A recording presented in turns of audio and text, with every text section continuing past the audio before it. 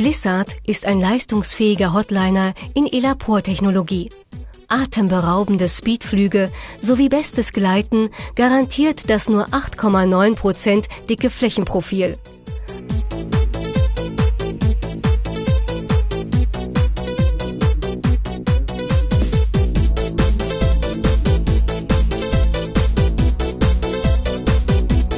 Auch das Thermikfliegen kommt nicht zu kurz.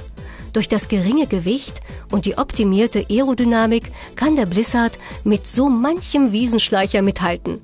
Dabei zeigt sich das Modell besonders kunstflugwillig und kann mit hochgestellten Querrudern gebremst und damit butterweich und langsam gelandet werden.